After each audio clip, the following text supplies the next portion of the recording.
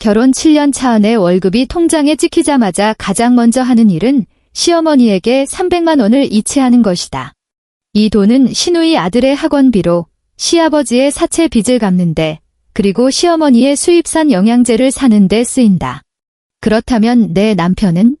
그의 월급은 단 한 번도 내게 온 적이 없다. 시어머니가 아들 돈은 나중에 노후 자금으로 모아둬야 한다고 하셨으니까. 나는 참았다. 야간 당직을 마치고 돌아온 새벽, 내 잠옷을 입은 낯선 여자가 내 침대에 누워있고 나의 훌륭하신 시어머니가 주방에서 그 여자를 위해 미역국을 끓이고 있는 것을 발견하기 전까지는 이혼하던 날 시어머니는 내 손을 부여잡고 말했다. 수아야, 정호가 아주 작은 실수 하나 한 셈 쳐라. 이혼은 해도 좋은데 매달 주던 돈은 끊으면 안 된다. 우리 식구 다 너만 보고 살잖니? 나는 웃었다. 3일 뒤 시어머니에게서 전화가 걸려왔다. 매달 주던 생활비 300만 원, 왜 아직 안 보냈니? 나는 웃으며 대답했다. 죄송한데 누구시죠? 이야기가 시작되기 전에 구독과 좋아요, 그리고 댓글로 지금 어디서 이 이야기를 듣고 계신지 알려주세요. 반갑게 인사드리겠습니다. 자, 이제 이야기 시작합니다. 냉장고 컴프레서의 웅웅거리는 소리가 새벽 주방에서 유난히 또렷하게 울렸다. 나는 싱크대 앞에 서서 칼자루를 쥔 채 도마 위 2cm쯤 허공에 칼날을 멈추고 있었다. 도마 위에는 반쯤 썰린 대파가 놓여 있었고 하얀 단면이 축축하게 빛나며 매운 냄새를 공기 중으로 뿜어냈다. 하지만 내 시선은 싱크대 오른쪽에 펼쳐진 통장에 꽂혀 있었다. 파란색 표지의 국민은행 통장. 예금주 이름은 내 것이 아니었다. 수아야. 거실에서 시어머니의 목소리가 들려왔다. 지난 한 달 동안 뼈저리게 익숙해진, 너무나도 당연하다는 듯한 그 억양이었다. 슬리퍼가 바닥에 부딪히는 소리가 들렸다. 한 걸음, 두 걸음, 세 걸음, 점점 가까워졌다. 낡은 주방 형광등에서 미세하게 지지직거리는 전류 소리가 났고 그것이 냉장고의 웅웅거림과 뒤섞여 뭐라 형언할 수 없는 배경음악처럼 깔렸다. 방금 보여준 통장, 확실히 봤지? 나는 칼을 내려놓고 앞치마에 손을 닦았다. 시어머니가 준 앞치마였다. 만화 캐릭터 돼지가 그려져 있는 당신이 예전에 쓰던 거라며 아직 새 것 같으니 내가 쓰면 딱 맞겠다고 건네준 물건이었다. 사실 앞치마 가장자리는 이미 보풀이 일어 있었고 돼지의 코 부분은 원래의 분홍색을 알아볼 수 없을 정도로 빛이 발해 있었다. 네, 어머니. 확인했습니다. 나는 돌아서서 주방 문턱에 선 시어머니를 마주 보았다. 올해 58이신 어머니는 짧은 머리를 풍성하게 볶고 짙은 갈색으로 염색하셨지만 머리뿌리 쪽에는 희끗희끗한 새치가 어렴풋이 보였다. 어머니가 입고 계신 실내복은 지난주 내가 현대백화점에 모시고 가서 사들인 12만 원짜리였다. 고르실 때 가격표는 쳐다보지도 않으셨다. 그럼 어떻게 해야 할지 알겠지. 시어머니의 입꼬리가 살짝 올라가며 내가 무어라 정의할 수 없는 미소를 지어 보였다. 정호 버는 게 적다는 건 너도 알잖니? 걔 직장 월급이 고작 300만 원인데 그걸로 뭘 하겠어? 집세에, 공과금에, 생활비에 우리 집안 형편에게 혼자 짊어지게 할 수는 없지 않니? 내 손톱이 손바닥을 파고들었다. 그 통증은 작고 날카로웠다. 마치 피부 가장 얕은 곳에 바늘이 찔려 들어오는 것 같았다. 네. 매달 300만 원, 월 초에 입금하면 된다. 시어머니는 그렇게 말하며 한 걸음 다가와 싱크대 위의 통장을 가리켰다. 계좌번호는 첫 장에 있으니 내가 알아서 적어둬라. 참. 이체할 때 메모란에 생활비라고 적는 거 잊지 말고. 그래야 나중에 확인하기 편하니까. 어머니의 몸에서 스킨로션 냄새가 났다.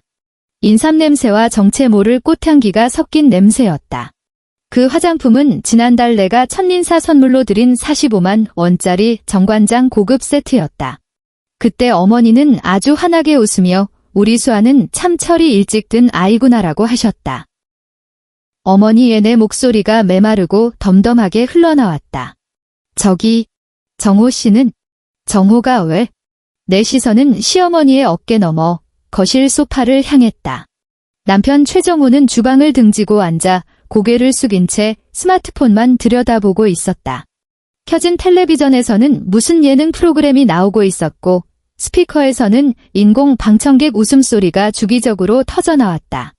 그는 스마트폰 화면에 완전히 빠져있는 듯 이따금 손가락만 몇 번 움직일 뿐 어깨는 미동조차 하지 않았다. 정호 씨도 동의한 건가요? 내가 물었다. 시어머니는 1초 정도 멈칫하더니 이내 웃음을 터뜨렸다. 큰 소리는 아니었지만 이 좁은 주방에서는 유난히 또렷하게 들렸다. 마치 둔탁한 칼날로 유리를 긁는 듯한 소리였다. 동의. 여기에 동의할 게 뭐 있니? 어머니의 말투는 한결 가벼워졌고 아랫사람을 가르치는 듯한 인내심마저 배어 있었다. 수아야, 너는 며느리잖니. 집안 돕는 건 당연한 도리야. 게다가 너 한 달에 얼마 버니? 부교수 연봉이 1억 원은 훌쩍 넘는다고 들었는데 맞지? 300만 원은 너한테 푼 돈 아니니? 어머니는 잠시 말을 멈추고 손을 뻗어 내 팔을 토닥였다. 건조하고 따뜻한 손바닥, 단정하게 깎아 연분홍색 매니큐어를 칠한 손톱이었다. 내가 정 부담스럽다면 나중에 정호가 승진해서 월급 오르면 그때 가서 좀 줄여도 된다. 하지만 지금은 집안 사정이 참 어려우니 내가 이해하렴. 나는 어머니의 얼굴을 보며 그 표정에서 무언가를 읽어내려 애썼다. 눈가에는 잔주름이 있었고 말할 때마다 눈을 가늘게 떴으며 입꼬리에는 늘 옅은 미소가 걸려 있었다. 인자한 얼굴이었다. 적어도 겉보기에는 그랬다. 만약 이 대화의 내용을 몰랐더라면 그저 가족을 챙기는 평범한 어머니라고 생각했을지도 모른다. 알겠습니다, 어머니. 내 입에서 그 말이 흘러나왔을 때 내 목소리는 바닥에 떨어지는 마른 잎사귀처럼 한없이 가벼웠다. 시어머니는 만족스러운 듯 고개를 끄덕이고는 몸을 돌려 주방을 나갔다. 슬리퍼가 바닥을 치는 소리가 멀어졌고 거실에서 어머니가 정호에게 무언가 말하는 소리, 이어서 정호가 웅얼거리며 대답하는 소리가 들렸다. 텔레비전에서는 여전히 방청객 웃음소리가 울렸고 예능 프로그램 진행자는 과장된 억양으로 떠들고 있었으며 방청석에서는 폭소가 터졌다. 나는 다시 몸을 돌려 썰다만 대파를 마저 썰기 시작했다. 칼날이 떨어지며 경쾌한 소리를 냈다. 얇고 둥글게 썰린 파의 흰 부분이 도마 위에 흩어진 하얀 꽃잎처럼 쌓였다. 내 동작은 기계적이었다. 한 번 썰고, 옮기고, 또 한 번 썰고. 창밖은 이미 완전히 어두워졌고 유리창에는 주방 불빛과 내 실루엣이 비쳤다. 만화돼지가 그려진 앞치마를 두르고 몸을 숙인 채 고개를 푹 숙이고 식칼을 쥔 여자의 모습이었다. 300만 원. 나는 속으로 계산을 해보았다. 세금과 사대 보험을 떼고 나면 내 실수령액은 대략 950만 원이었다. 이 아파트 대출금은 이미 다 갚았다. 아니, 대출이라고 할 수도 없었다. 애초에 대출 없이 전액 현금으로 산 집이니까. 내가 3년 동안 악착같이 모은 돈으로 결혼 전에 산 집이었다. 하지만 부동산 등기부등본에 적힌 이름은 최정호였다. 여자가 집 명의를 가지면 남편 앞길을 막는다고 시어머니가 그랬다. 나는 그때 고개를 끄덕였다. 혼인신고를 하기 전날 밤 등기소 직원이 정말 이렇게 할 거냐고 물었을 때 나는 그렇다고 확신한다고 대답했다. 내 옆에 선 정호는 내 마음을 흔들어 놓던 그 미소를 지으며 말했다. 수아야, 고마워. 넌 정말 세상에서 제일 멋진 여자야. 그날 밤 우리는 함께 고기를 구워 먹었다. 그는 고기를 알맞게 구워 내 밥그릇에 올려주며 다정하기 그지없는 눈빛으로 나를 바라보았다. 나는 그것이 사랑의 모습인 줄 알았다. 칼날이 도마에 부딪히며 더 큰 소리를 냈다. 내 손이 흠칫 떨리는 바람에 파가 삐뚤빼뚤하게 썰렸다. 두꺼운 것도 있고 얇은 것도 있었다. 나는 칼질을 멈추고 숨을 깊게 들이마셨다. 주방에 가득 찬 파의 매운 냄새 때문에 눈시울이 시큰거렸다. 나는 손을 들어 손등으로 눈가를 훔쳤다. 우는 게 아니었다. 그저 파가 너무 매웠을 뿐이다. 다음 날 아침, 나는 병원에서 3시간짜리 수술을 집도했다. 62세 남성 환자. 우측 폐 상엽에서 3cm 크기의 결절이 발견되었고 페트CT 결과 대사항진이 관찰되어 악성이 강력히 의심되는 상태였다. 나는 메인 집도의로서 흉관경하 폐엽 절제술을 시행했고 절제한 조직은 동결절편 검사를 보냈다. 결과는 선암이었다. 수술을 마치고 손을 씻으러 갔다. 수술실의 무용등은 꺼졌고 복도의 형광등만이 공간을 밝히고 있었다. 나는 세면대 앞에 서서 소를 이용해 손톱 및 구석구석을 꼼꼼히 문질러 닦았다. 손목에서부터 흘러내린 물줄기가 소독약 거품의 잔여물을 씻어내렸다. 탈의실 사물함 안에서 내 스마트폰이 진동했다. 소리는 들렸지만 전화를 받으러 가지는 않았다. 스크럽을 마치고 수술복을 벗은 뒤 다시 하얀 가운을 걸쳐 입었다. 탈의실을 나서자 레지던트 김태형이 기다리고 있었다. 그는 내 뒤를 바짝 따라오며 오후 외래 진료 일정을 브리핑했다. 나는 그의 말을 들으며 긴 복도를 걸어갔다. 복도 끝에는 흉부외과라는 세 글자가 적힌 유리문이 있는 의국이 있었다. 내 책상 위에는 환자 차트와 논문 자료들이 산더미처럼 쌓여 있었고 컴퓨터 모니터에는 다음 수술 일정이 띄워져 있었다. 자리에 앉아 영상의학과 판독지를 집어들었다. CT 필름 위에 하얀 그림자가 눈앞에서 어른거렸고 나는 판독지 위에 중요한 수치 몇 개를 휘갈겨 적었다. 스마트폰이 3번 울렸다. 화면을 힐끗 보니 집이라고 떠 있었다. 첫 번째는 안 받았고 두 번째도 안 받았다. 세 번째가 울렸을 때 나는 짧은 한숨을 내쉬며 통화 버튼을 눌렀다. 여보세요? 수아야, 넌 왜 이렇게 전화를 안 받니? 수화기 너머로 시어머니의 목소리가 들려왔다. 약간의 책망이 섞인 투였다. 내가 3번이나 걸었잖니? 죄송해요, 어머니. 방금 수술을 마치고 나와서요. 아, 수술. 어머니의 목소리가 조금 누그러졌다. 그럼 지금은 통화 괜찮은 거지? 나는 책상 위의 차트와 모니터의 일정을 번갈아 보았다. 시계가 가리키는 시간은 오후 1시 47분. 다음 외래 진료까지 13분 남아 있었다. 네, 괜찮습니다. 어머니. 다름이 아니라 수아야, 시어머니의 목소리가 사뭇 진지해졌다. 너 시아버지가 젊었을 때 사업하셨던 거 알지? 알고 있었다. 결혼 전 정호가 지나가듯 짧게 이야기한 적이 있었다. 아버지가 예전에 철물점을 크게 하셨는데 운영이 어려워져서 문을 닫았다고 했다. 워낙 가볍게 말해서 나도 깊게 캐묻지 않았다. 네, 어머니. 알고 있습니다. 그때 빚진 것도 알지? 차트를 짚고 있던 내 손가락이 멈췄다. 만년필 초기 종이 위에 작은 잉크 자국을 남겼다. 얼마나 빚지셨는데요? 시어머니는 1초간 침묵했다. 전화기 너머로 텔레비전 소리와 무언가 달그락거리는 소리가 들렸다. 아마 집안일을 하고 계신 모양이었다. 사채 썼던 게 이자가 눈덩이처럼 불어나서 어머니의 목소리에 깊은 한숨이 배어 있었다. 우리가 매달 200만 원씩 갚아야 한단다. 수아야, 이런 말 하는 거 나도 미안한데 그래도 200만 원이요? 그래, 시어머니의 말투는 다시 당연하다는 듯 변했다. 이 돈 원래 정호가 갚고 있었어. 근데 걔 월급이 300만 원인데 생활비 떼고 나면 남는 게 없잖니. 수아야, 내가 집안짐 좀 덜어주면 안 되겠니? 매달 200만 원 그냥 시아버지 빚 갚아드린다고 생각하고. 스마트폰을 쥔 손에서 열기가 느껴졌다. 수화기가 전자레인지에서 갓 꺼낸 군고구마처럼 뜨겁게 달아오른 것 같았다. 관자놀이가 욱신거리기 시작했다.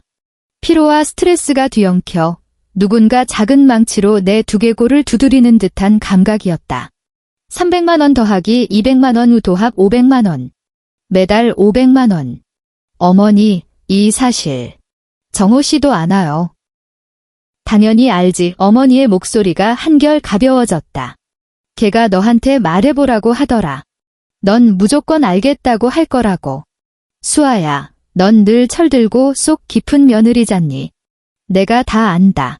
나는 입을 열어 무슨 말인가 하려 했다. 하지만 그때 의국문이 벌컥 열리며 김태형 레지던트가 고개를 들이밀었다. 그는 낮은 목소리로 속삭였다. 한 교수님, 1시 50분 외래 환자분 도착하셨습니다. 나는 그에게 고개를 끄덕이고는 수화기에 대고 말했다. 어머니, 저 지금 외래 진료 들어가야 해서요. 나중에 다시 말씀하시죠. 그래, 그래. 바쁜데 어서 가봐라. 어머니의 목소리에는 만족스러운 웃음기가 서려 있었다. 저녁에 일찍 들어와서 밥 먹어. 내가 좋아하는 순두부찌개 끓여놓을 테니까. 전화가 끊겼다. 나는 책상 위에 스마트폰을 내려놓았다. 까맣게 꺼진 화면 위로 내 흐릿한 얼굴이 비쳤다.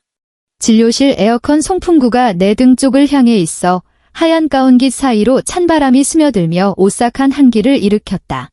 김태형은 여전히 문가에 서서 나를 기다리고 있었다. 가자. 나는 자리에서 일어나 차트를 겨드랑이에 끼웠다. 외래 진료실은 복도 반대편에 있었다. 대기실에는 사람들이 북적였고 하얀 가운 자락이 걸음을 옮길 때마다 가볍게 흔들렸다. 의자에 앉아 대화를 나누는 환자들, 약 카트를 밀고 지나가는 간호사들, 엄마 품에 안겨오는 아이들. 내 발소리는 그 수많은 소음 속에 섞여 아무런 의미 없는 소리가 되어버렸다. 500만 원. 그 숫자가 머릿속을 맴돌았다. 윙윙거리는 똥파리처럼 아무리 손을 휘저어도 쫓아낼 수가 없었다. 저녁에 집에 돌아왔을 때는 이미 8시 40분이었다. 현관에서 신발을 벗고 있는데 거실에서 시어머니가 걸어 나오는 발소리가 들렸다. 어머니는 현관과 거실의 경계에 서서 내가 하이힐을 벗어 신발장에 넣는 모습을 지켜보았다. 나는 무척 조심스럽게 움직였다. 구두 코를 맞추고 뒤꿈치를 가지런히 모아 두 짝이 한치의 흐트러짐 없이 똑바로 놓이도록 했다. 하지만 시어머니는 미간을 찌푸렸다. 수아야, 신발을 그렇게 놓으면 어떡하니? 어머니는 허리를 숙여 내가 방금 정리해둔 하이힐을 집어들더니 각도를 아주 미세하게 조정했다. 기껏해야 5도 정도 틀어졌을까?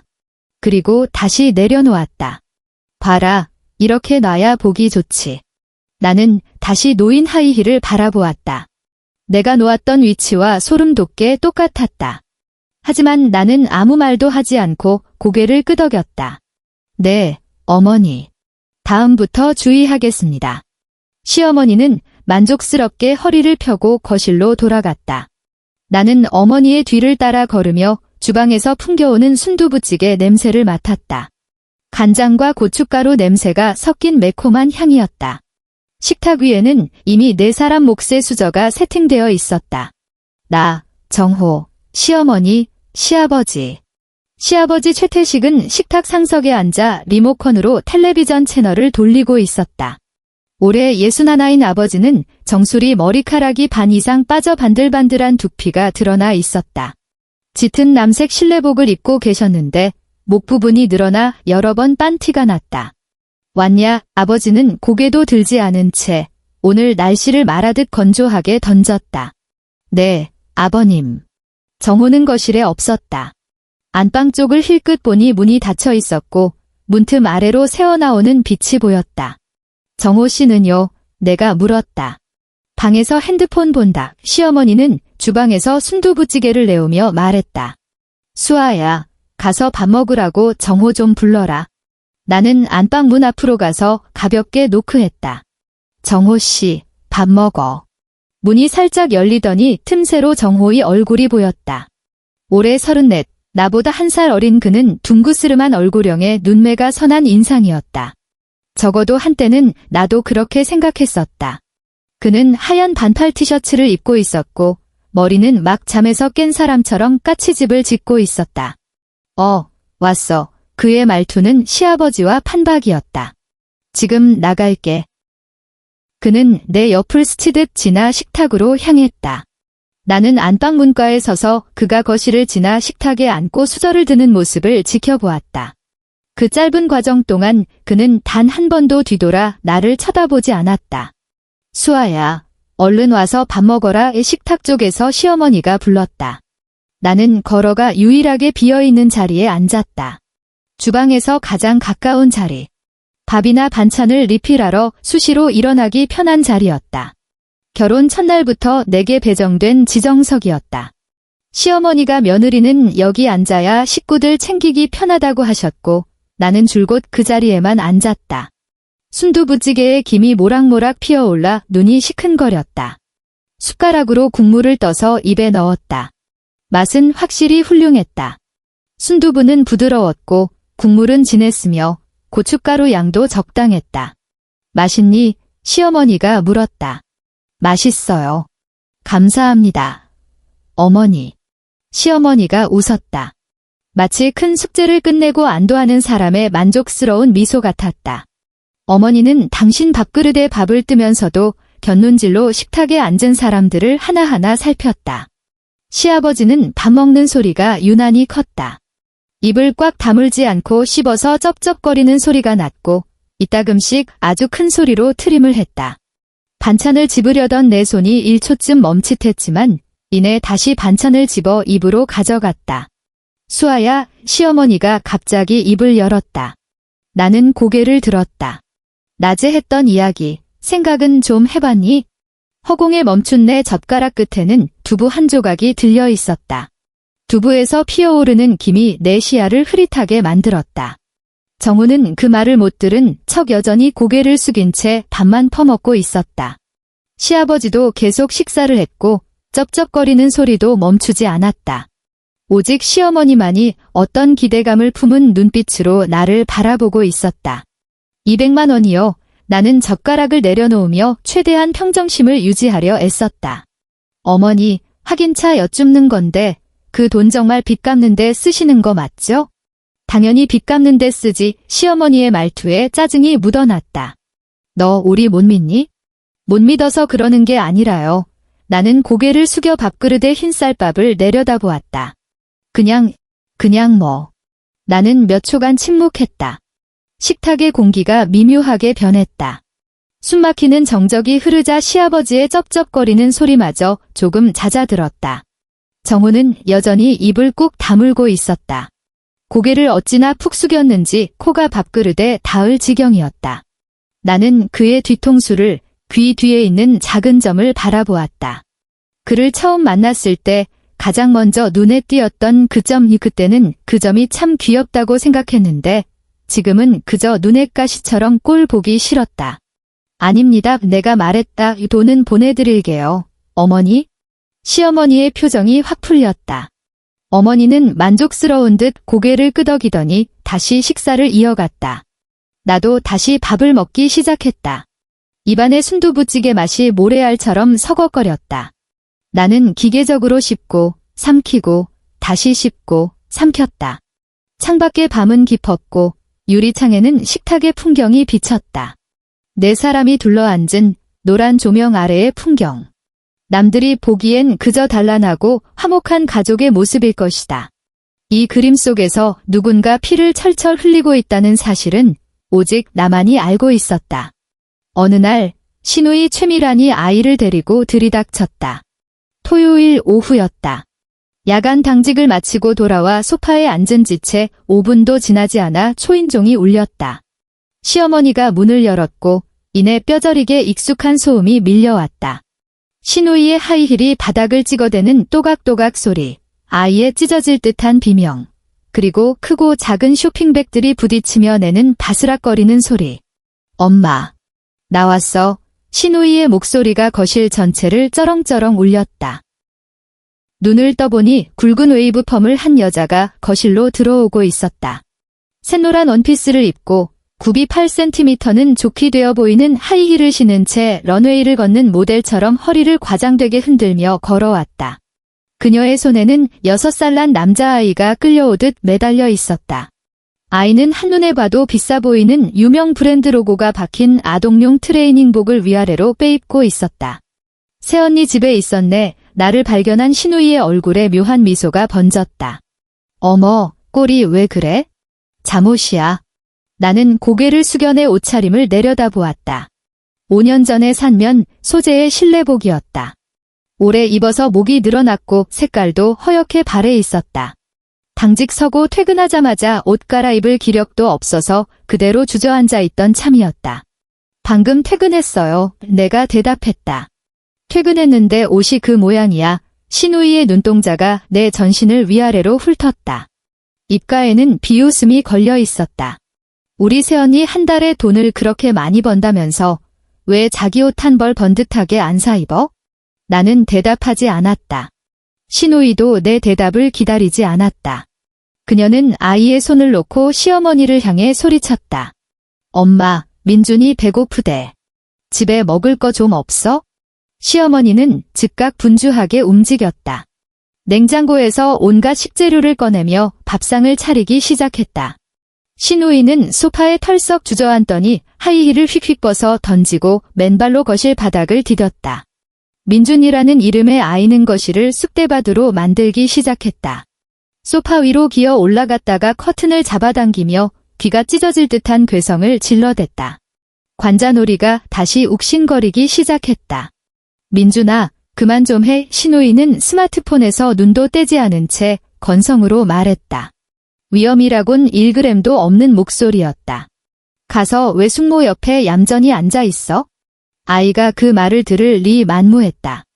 아이는 텔레비전 앞으로 돌진하더니 화면을 손바닥으로 마구 내리쳐 끈적끈적한 손자국을 잔뜩 남겼다. 그 손자국들을 보고 있자니 눈밑이 파르르 떨렸다. 새언니, 갑자기 신우이가 나를 불렀다. 나는 고개를 돌려 그녀를 쳐다보았다. 언니 삼성서울병원 부교수라며 그녀의 말투는 가벼운 수다 같았지만 눈빛에는 시커먼 속내가 번뜩이고 있었다. 한 달에 얼마 벌어? 1,000만 원. 아니면 2,000만 원. 그렇게 못 벌어요. 내가 말했다. 그래도 엄청 벌 거 아니야. 신우이는 다리를 꼬며 빨간 페디큐어가 칠해진 발가락을 까딱거렸다. 엄마한테 들으니까 언니가 매달 집안에 돈 보낸다며? 우리 새언니 진짜 효부네, 효부. 등골이 서늘해졌다. 에어컨 송풍구에서 뿜어져 나온 차가운 바람이 뒷덜미를 때렸다. 마치 얼음장 같은 손바닥이 목덜미를 덮치는 것 같았다. 당연히 해야 할 일이죠. 내가 말했다. 신우이가 웃었다. 무어라 형용하기 힘든 웃음이었다. 입꼬리는 올라가고 눈은 가늘어졌는데 웃는 것 같으면서도 대놓고 조롱하는 듯한 기괴한 표정이었다. 새언니 진짜 말은 예쁘게 한다니까. 그녀의 목소리가 끈적해졌다. 그럼 새언니가 우리 민준이 영어 학원 하나만 끊어주면 안 될까? 청담동에 있는 영어 유치원인데 한 달에 150만 원이거든. 우리 형편으론 도저히 감당이 안 돼서. 나는 말문이 막혔다. 언니도 알잖아. 민준이 내년이면 초등학교 들어가. 신우이의 목소리는 갈수록 당당해졌다. 요즘 세상에 영어 안 배우면 바보 취급당해. 언니 한 달에 돈도 그렇게 썩어나게 벌면서 조카 학원비 하나 대주는 게 뭐 대수라고? 나는 입을 열어 무언가 따져 물으려 했다. 하지만 신우이의 다음 말에 입이 턱 막히고 말았다. 그렇게 아등바등 궁상 떨고 사니까 애가 안 들어서지. 그 말은 예리한 비수가 되어 내 가슴 가장 연약한 곳을 푹 찌르고 들어왔다. 숨이 가빠졌다. 심장이 흉곽을 부수고 나올 듯 격렬하게 뛰었고 피가 머리끝까지 솟구쳐 얼굴이 터질 듯 달아올랐다. 소파 팔걸이를 움켜쥔 내 손가락 마디가 하얗게 질렸다. 애가 안 들어선다. 그 말이 녹음기 재생 버튼이 눌린 것처럼 머릿속에서 끝없이 맴돌았다. 결혼한 지 1년 반이 지났지만 나는 아직 임신을 하지 않았다. 그 이유에 대해서는 아무에게도 말하지 않았다. 일이 너무 바빠서, 스트레스가 심해서, 몸을 좀 추슬러야 해서라고만 둘러댔다. 하지만 진짜 이유는 나 자신만이 알고 있었다. 나는 아이를 원하지 않았다. 적어도 이 남자와는 아이를 갖고 싶지 않았다. 내 말이 주방에서 시어머니의 목소리가 들려왔다. 너무나도 당연하다는 듯 맞장구를 치는 목소리였다. 미란이 자식이 곧 내 자식인데 돈 좀 보태는 게 뭐 어때서 그러니? 나는 주방 쪽으로 고개를 돌렸다. 시어머니는 가스레인지 앞에서 등을 돌린 채 요리 중이었다.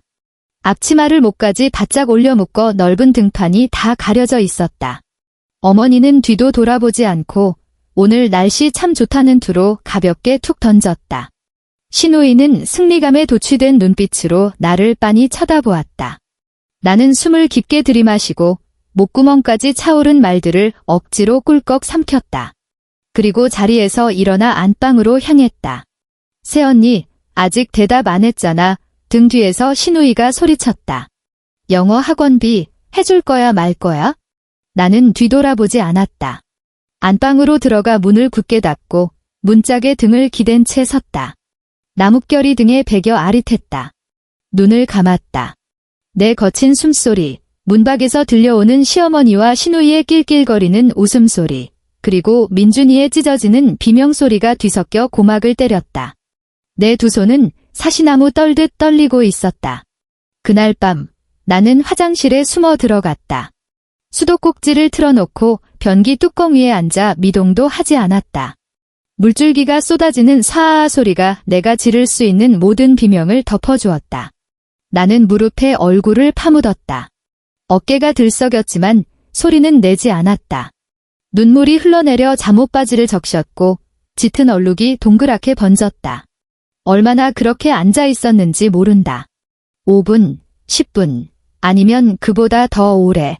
마침내 자리에서 일어났을 때 두 다리는 감각이 없을 정도로 저렸다. 화장실 문을 열고 나오니 안방 문이 열려 있었다. 정호가 침대에 누워 스마트폰을 만지작거리고 있었고 액정 불빛이 그의 멍청한 얼굴을 비추고 있었다. 뭐해? 그는 눈도 마주치지 않고 물었다. 아무것도 아니야. 내가 대답했다. 옷장 앞으로 다가가 문을 열었다. 걸려있는 옷들을 물끄러미 바라보았다. 제일 왼쪽에는 정호의 정장과 셔츠들이 색깔별로 칼같이 다림질되어 걸려 있었다. 제일 오른쪽에는 내 옷들이 있었다. 병원에서 입는 흰 셔츠와 검은 슬랙스가 대부분이었고 유행이 한참 지난 원피스 몇 벌이 전부였다. 내 손끝이 낡은 스웨터 하나에 닿았다. 대학생 때 사서 12년째 입고 있는 목둘레에 보풀이 잔뜩인 스웨터였다. 12년. 나는 눈을 감고 깊은 숨을 내쉬었다. 내일도 출근해야 한다. 임신 사건이 터진 건 결혼 3년 차 때였다. 그날 나는 장장 12시간에 걸친 대수술을 막 끝낸 참이었다. 56세 남성 환자의 좌측 폐 전절제술. 수술 도중 심각한 대출혈이 발생해 환자가 생사의 갈림길을 헤맸다. 나는 의료진을 이끌고 4시간 동안 피 말리는 사투를 벌인 끝에 겨우 환자를 죽음의 문턱에서 끄집어냈다. 수술이 끝났을 때 수술용 장갑 안은 땀으로 흥건했고 장갑을 벗자 하얗게 퉁퉁 불어 쭈글쭈글해진 손가락이 보였다.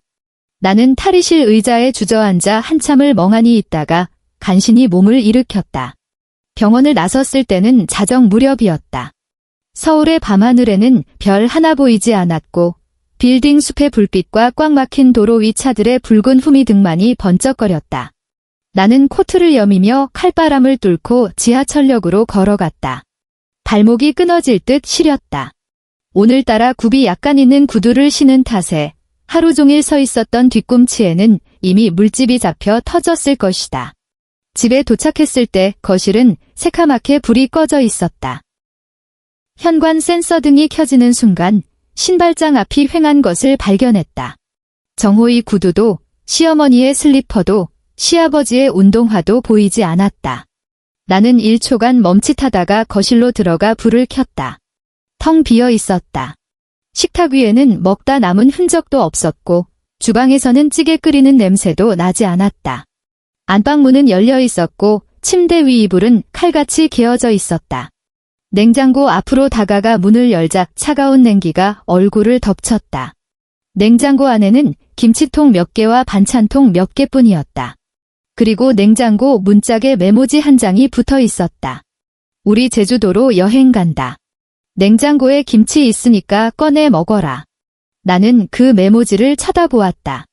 삐뚤빼뚤한 글씨체. 장 보러 갈 때마다 메모지에 적어두던 시어머니의 그 글씨가 맞았다. 제주도. 나는 메모지를 떼어내 소나귀에 꽉 쥐었다. 종이 쪼가리가 손바닥 안에서 무참히 구겨졌다. 손톱이 손바닥을 파고들었고 그 고통이 손바닥에서 팔을 타고 심장까지 전해졌다. 제주도로 여행을 갔다. 나한테는 단 한마디 말도 없이. 나는 냉장고 앞에 서서 얼마나 시간이 흘렀는지도 모른 채 굳어 있었다. 열린 냉장고 문에서 냉기가 쉴 새 없이 뿜어져 나와 내 얼굴을 때렸고 입술이 바싹 말라갔다. 나는 마침내 냉장고 문을 닫고 식탁으로 걸어가 털썩 주저앉았다. 식탁 위에는 아무것도 없었다. 다시 일어나 주방으로 갔다. 김치통을 하나 꺼내고 전기밥솥을 열어 차갑게 식은 밥을 펐다. 점심때 먹다 남은 듯 밥이 아주 조금 남아 있었다. 식탁으로 돌아와 김치와 찬밥을 놓고 젓가락을 들었다. 김치는 혀가 아릴 정도로 맵고 셨다. 밥은 돌덩이처럼 차갑고 딱딱해서 식도를 긁으며 넘어갔다. 나는 기계처럼 씹었다. 한 입, 두 입, 세 입, 밥그릇이 바닥을 드러낼 때까지. 창밖의 밤은 지독하게 어두웠다. 젓가락을 내려놓고 빈 그릇을 싱크대에 넣었다. 수도꼭지를 틀자 차가운 물줄기가 그릇에 부딪히며 요란한 소리를 냈다. 시퍼렇게 얼어붙은 내 손은 붉게 달아올랐지만 나는 손을 빼지 않았다. 바로 그때 아랫배를 찢는 듯한 극심한 통증이 덮쳤다. 아무런 전조 증상도 없었다. 누군가 뭉툭하고 녹슨 칼로 내 뱃속을 마구 후벼 파는 것 같았다. 나는 허리를 꺾으며 싱크대를 부여잡았다. 이마에서 식은땀이 비 오듯 쏟아져 스테인리스 싱크대 위로 뚝뚝 떨어졌다. 시야가 흐려지고 위장이 뒤틀리며 구역질이 치밀어 올랐다.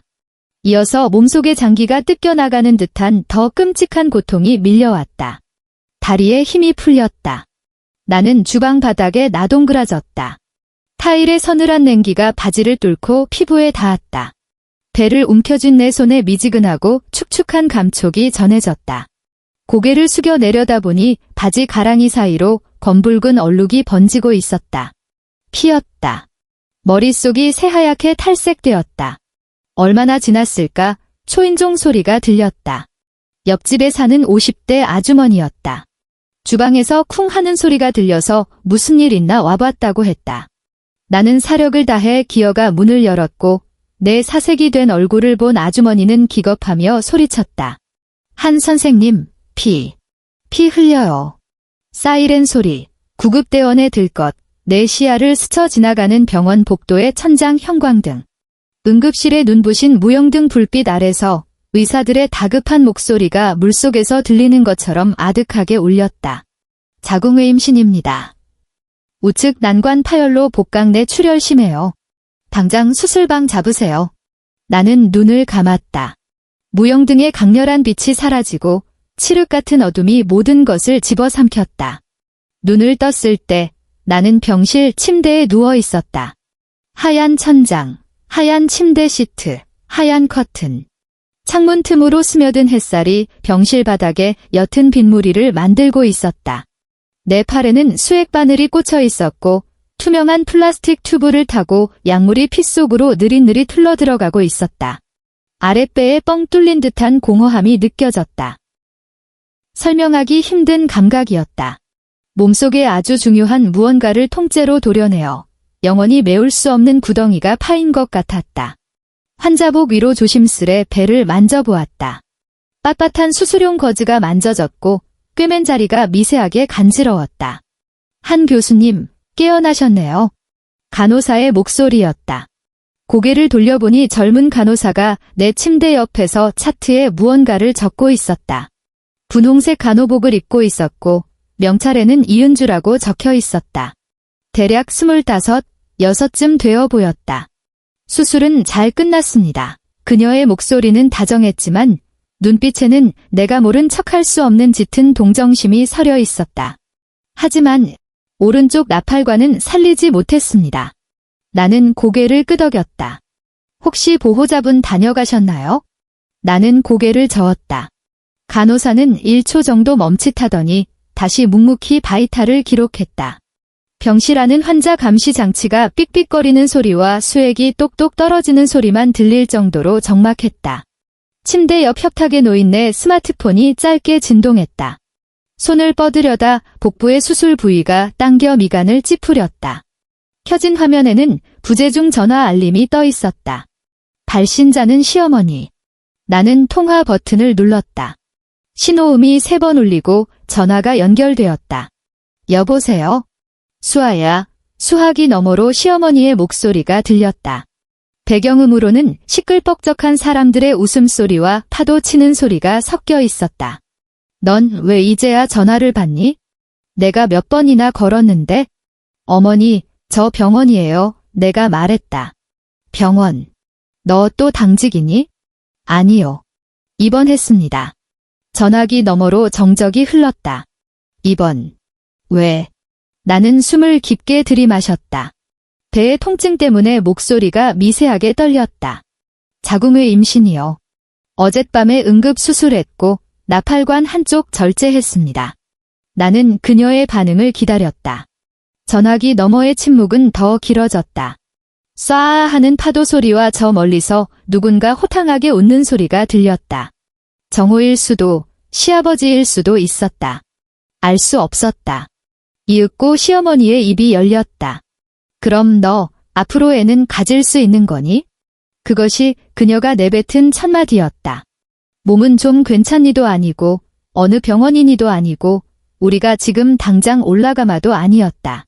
앞으로 애는 가질 수 있냐는 질문이었다. 스마트폰을 부여진 손가락 관절이 하얗게 질렸다. 뜨거운 눈물이 왈칵 솟구쳐 시야를 가렸지만 나는 결코 눈물을 떨어뜨리지 않았다. 네, 내가 대답했다. 나머지 한쪽 나팔관이 있으니까요. 어휴, 그럼 다행이네. 시어머니의 목소리에 안도감이 묻어났다. 그럼 너 몸조리 잘하고 있어라. 우리는 내일 모레 올라갈 테니까. 참, 냉장고에 있는 김치는 먹을 만하더냐? 네. 그럼 됐다. 수아야, 푹 쉬고. 무리하지 말고. 그러고는 전화가 뚝 끊겼다. 나는 스마트폰을 내려놓고 천장을 올려다보았다. 하얀 천장, 하얀 형광등, 하얀 불빛. 마침내 눈물이 둑을 터뜨리듯 흘러내렸다. 뺨을 타고 흘러내린 눈물이 베갯니들 적시며 짙은 얼룩을 남겼다. 7년. 7년이라는 시간은 한 사람이 28에서 35이 되기에 충분한 시간이다. 눈가에 잔주름이 자리 잡고 검은 머리칼 사이에 첫 새치가 피어나고 마음속 깊은 곳에 무언가가 서서히 썩어 문드러져 죽어가기에 충분한 시간. 그 7년 동안 나는 내 옷 한 벌 사는데 10만 원 이상 써본 적이 없다. 매달 월급이 들어오면 나는 시어머니가 지시한 계좌로 300만 원을 먼저 송금했다. 그 다음엔 시아버지의 사채빚 상환 계좌로 200만 원을 보냈다. 그러고 나면 시누이 아들의 영어 학원비, 수학 학원비, 피아노 레슨비가 기다리고 있었다. 거기에 시어머니의 값비싼 영양제, 시아버지의 혈압약, 집안의 온갖 생활비까지. 내 돈은 마치 밑 빠진 독에 물 붓기처럼 내 통장을 빠져나가 최씨 집안이라는 블랙홀로 빨려 들어갔다. 그렇다면 내 남편 최정호는? 그의 월급 300만 원은 단 1원도 생활비로 쓰이지 않았다. 매달 월급날이 되면 그는 명품 셔츠나 비싼 구두를 샀고 최신형 전자기기를 바꿔댔다. 그의 옷장에는 브랜드 정장과 셔츠가 빼곡했고 서류 가방 안에는 가장 비싼 노트북과 태블릿이 들어있었다. 언젠가 내가 그에게 물은 적이 있다. 우리 돈 합쳐서 같이 관리해야 하는 거 아니야? 그는 아주 순진무구한 표정으로 나를 보며 대답했다. 근데 우리 엄마가 내 돈은 차곡차곡 모아놨다가 나중에 우리 늙으면 노후 자금으로 쓰라던데? 그럼 내 돈은? 그의 표정은 너무나도 당당했다. 내가 훨씬 많이 벌잖아. 당연히 내가 내야지. 나는 그의 얼굴을 쳐다보았다. 한때는 다정하다고 믿었던 그 얼굴. 진실하다고 믿었던 그 눈동자. 나에게 영원한 사랑을 맹세할 거라 믿었던 그 입술. 나는 아무 말도 하지 않았다. 그대로 돌아서서 주방으로 들어가 저녁을 차렸다. 냄비 속에 물이 끓어오르며 하얀 김이 훅 끼쳐 시야를 가렸다. 끓는 물 속에 채소를 쏟아붓고 휘저으며 그것들이 펄펄 끓는 물 속에서 이리저리 나뒹구는 모습을 멍하니 지켜보았다. 7년. 나는 스스로에게 물었다. 나는 이 7년 동안 대체 무엇을 위해 산 걸까? 나는 서울대학교 의과대학을 수석으로 졸업한 인재다. 삼성서울병원 흉부외과 최연소 부교수이며 매년 SCI급 논문을 3편 이상 발표하는 연구자이자 수술 성공률 98%를 자랑하는 외과 전문의다. 나는 매일같이 수술대 앞에서 십수 시간을 서 있는다. 내 두 다리에는 하지정맥류가 생겼고 목 디스크에 시달리며 만성적인 수면 부족으로 안구 건조증을 달고 산다. 나는 내 두 손으로 수많은 사람의 목숨을 살려냈다. 하지만 정작 내 자신의 목숨은 구하지 못하고 있었다. 그날 밤 나는 혼자 화장실에 숨어 바닥에 쭈그리고 앉아 무릎에 얼굴을 묻었다. 수도꼭지를 틀어놓고 사아아 쏟아지는 물소리로 모든 것을 덮었다. 내 어깨는 사시나무처럼 떨렸지만 입 밖으로 단 한 번의 신음도 내뱉지 않았다. 나는 울 수 없었다. 내일도 병원에 출근해야 하니까? 그날이었다. 내가 야간 당직을 마치고 돌아온 날.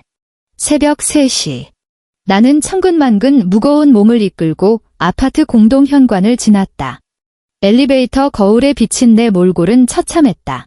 눈 밑에는 짙은 다크서클이 내려앉아 있었고 입술은 바싹 말라 갈라져 있었다. 하얀 의사 가운에는 미처 지우지 못한 핏자국이 희미하게 남아 있었다. 오늘 있었던 까다로운 종양 제거 수술에서 예상보다 출혈이 심했던 탓에 튄 핏자국이었다. 가방에서 열쇠를 꺼내 현관문을 열었다. 거실에 불이 환하게 켜져 있었다. 나는 정호가 불면증 때문에 깨어있는 줄 알았다. 이후 몇 년 사이 그는 가끔 잠을 못 이루고 새벽에 거실로 나와 텔레비전을 보거나 스마트폰 게임을 하곤 했다. 나는 발소리를 죽인 채 현관을 지나 주방으로 향했다. 물이나 한 잔 마실 생각이었다. 그때 소리가 들렸다. 안방에서 새어나오는 소리였다. 무어라 형언할 수 없는 소리. 낮게 억눌린 신음. 그리고 침대 프레임이 삐걱거리는 마찰음이 뒤섞여 있었다.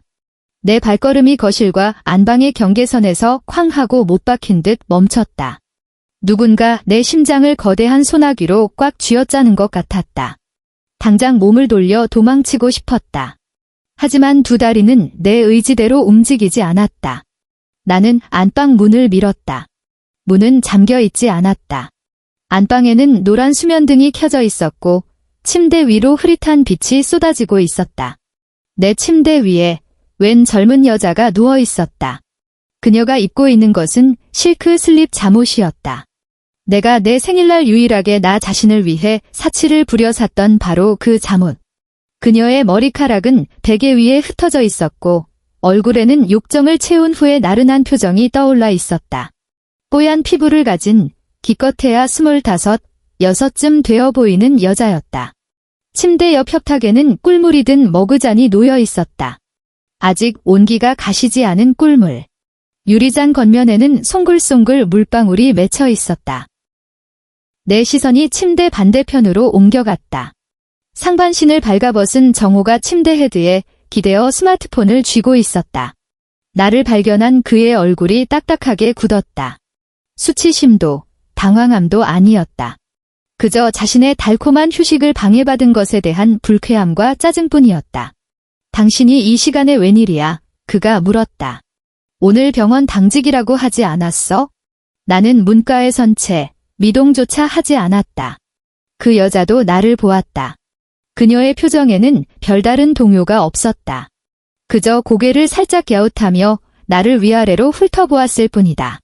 그녀의 눈빛에는 내가 뭐라 설명할 수 없는 무언가가 담겨 있었다. 호기심일 수도, 노골적인 도발일 수도, 아니면 그저 아무 생각 없는 짐승의 눈빛일 수도 있었다. 등 뒤에서 발소리가 들려왔다. 시어머니가 주방에서 걸어 나왔다. 양손에는 김이 모락모락 피어오르는 미역국 냄비가 들려 있었다.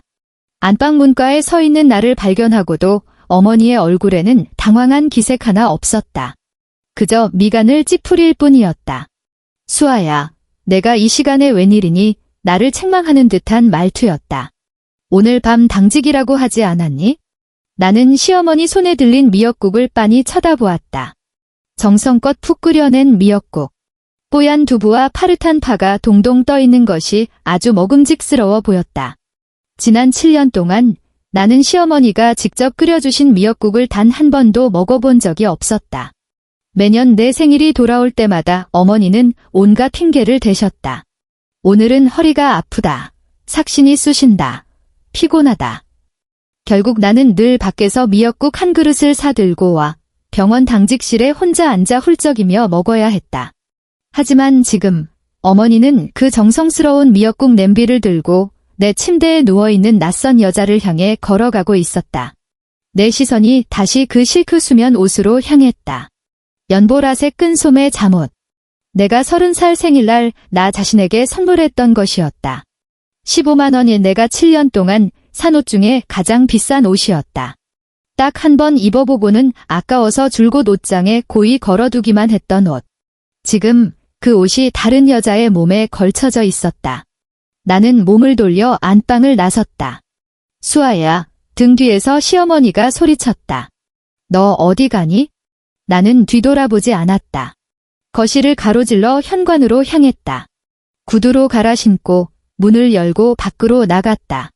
엘리베이터 문이 닫힐 때 나는 벽에 등을 기대고 머리 위층 표시기에 숫자가 한 칸 한 칸 떨어지는 것을 멍하니 바라보았다.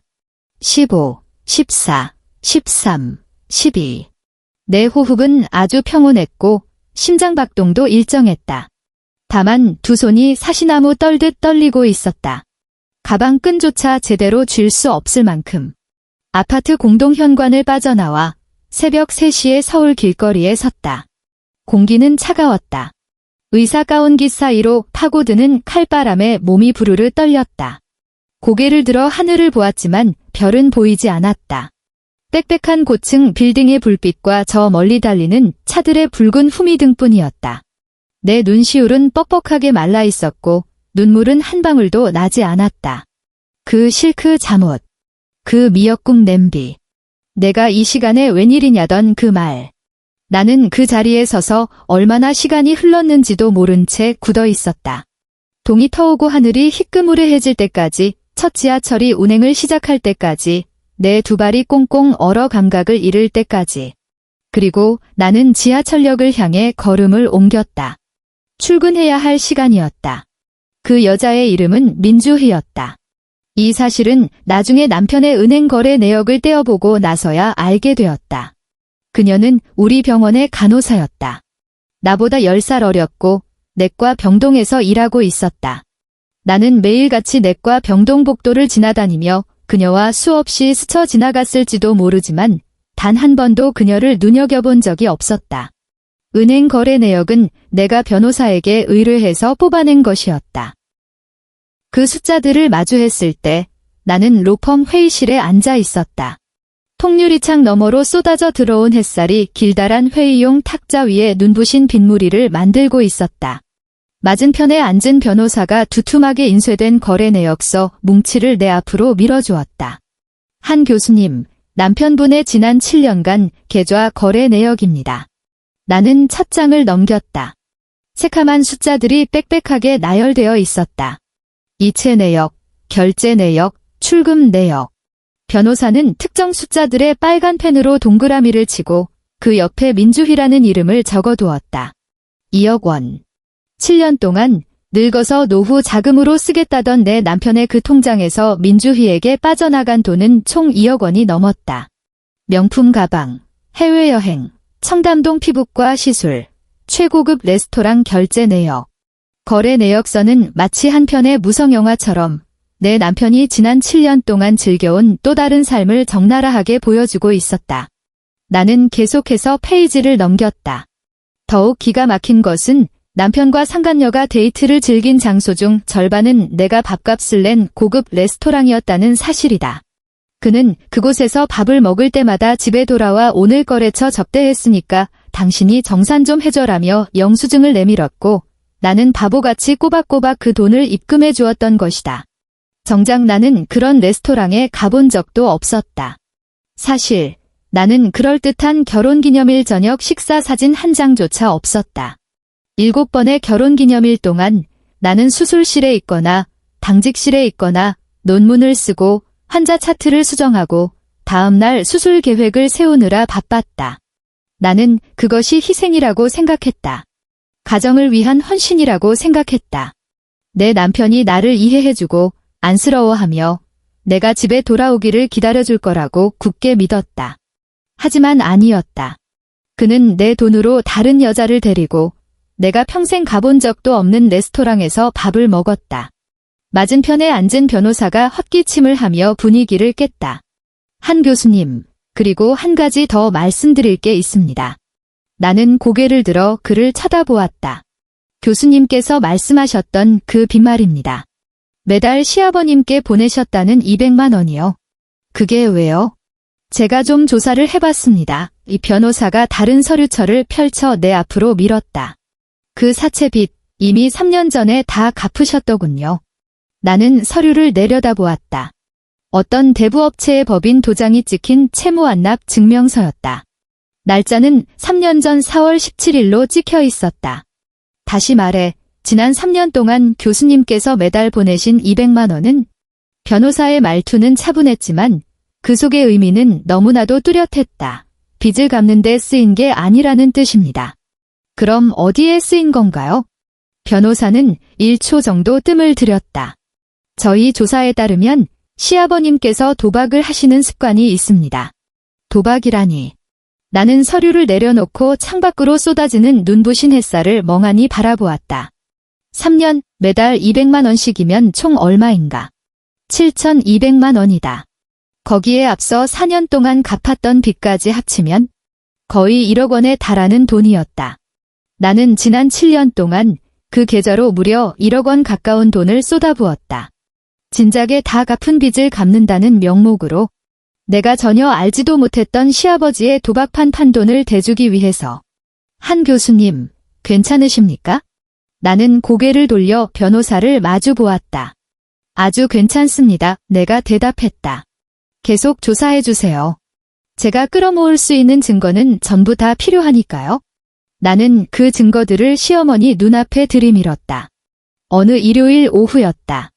시아버지는 고스톱을 치러 나갔고 정호는 회사에 특근을 하러 나갔다. 시어머니는 소파에 앉아 텔레비전을 보고 있었다. 나는 텔레비전을 끄고 두툼하게 인쇄된 은행 거래 내역서를 거실 탁자 위에 툭 내려놓았다. 어머니, 드릴 말씀이 있습니다. 시어머니는 나를 힐끗 보더니 귀찮다는 듯 인상을 찌푸렸다. 아마 또 다음 주 식단이나 어느 친척의 생일 같은 쓸데없는 소리나 늘어놓을 거라고 생각했겠지. 무슨 일인데? 정호 씨, 바람 피웠습니다. 내 목소리는 소름 끼치도록 차분했다.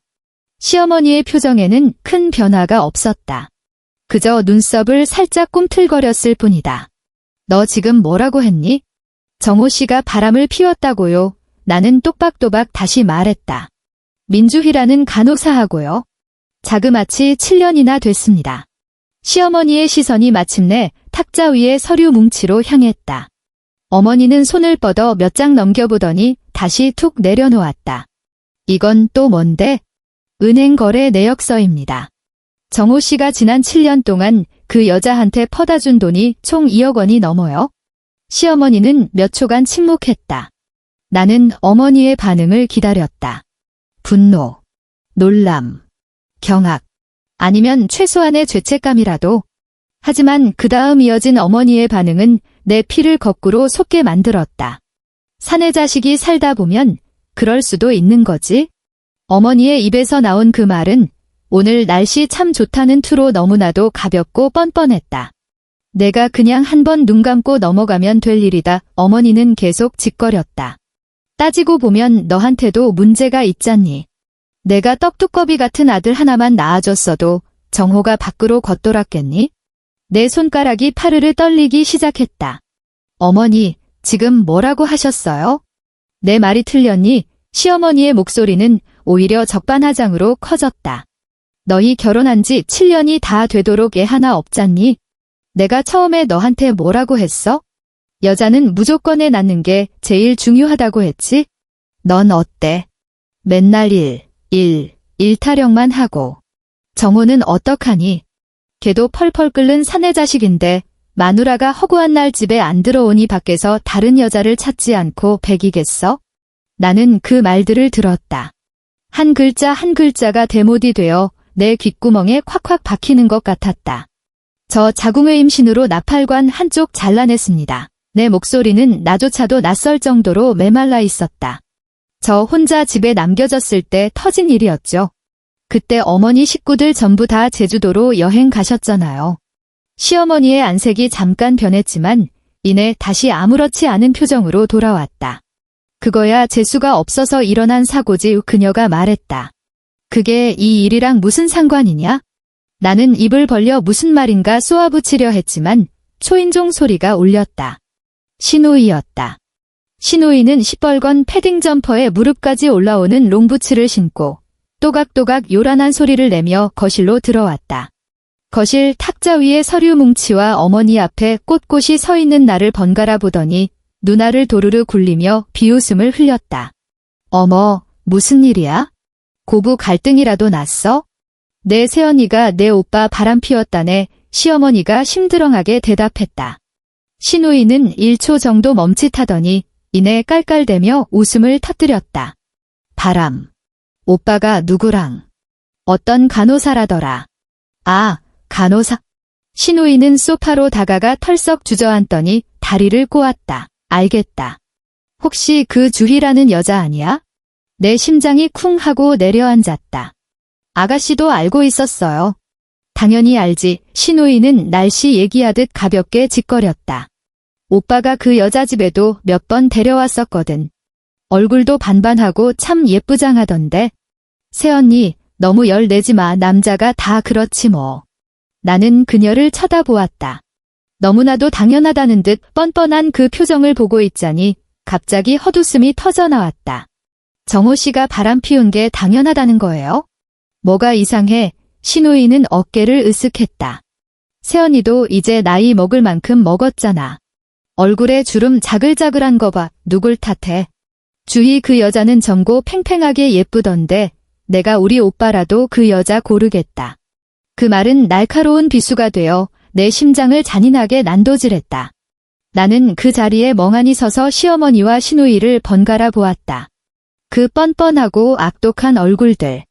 그들은 남편의 외도가 온전히 내 탓이라고 생각하고 있었다. 내가 늙어서, 내가 안 예뻐서, 내가 애를 못 낳아서. 내가 지난 7년 동안 피땀 흘려 바친 모든 것이 그들의 눈에는 쓰레기만도 못한 취급을 받고 있었다. 나는 고개를 푹 숙이고 실소를 터뜨렸다. 좋아요, 내가 말했다. 무슨 뜻인지 잘 알겠습니다. 그리고 나는 몸을 돌려 안방으로 들어가 문을 굳게 닫았다. 문이 닫히는 찰나 거실에서 시어머니와 시누이가 주고받는 목소리가 들려왔다. 엄마, 저러다 새언니 진짜 이혼하자는 거 아니야? 이혼은 무슨 얼어 죽을. 지가 감히 어딜. 나는 문짝에 등을 기댄 채 두 눈을 감았다. 내 심장은 흉곽 안에서 아주 고요하고 평온하게 뛰고 있었다. 한 번, 두 번, 세 번 호흡도 규칙적이고 안정적이었다.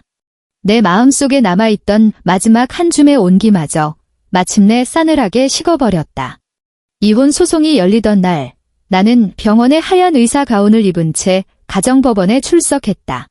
화장도 하지 않았고 옷을 갈아입지도 않았으며 머리조차 제대로 빗지 못했다. 방금 전 4시간짜리 수술을 마치고 나와 숨 돌릴 틈도 없이 법원으로 달려온 참이었다. 법정은 비좁았다. 회백색 벽, 칙칙한 갈색 나무 의자, 윙윙거리며 미지근한 바람을 뱉어내는 에어컨. 정면의 높은 단상에는 검은 법복을 입은 판사가 근엄한 표정으로 앉아 있었다. 나는 원고석에 앉았고 내 옆에는 변호사가 자리했다. 피고석에는 최정호와 그의 변호사가 앉아 있었다.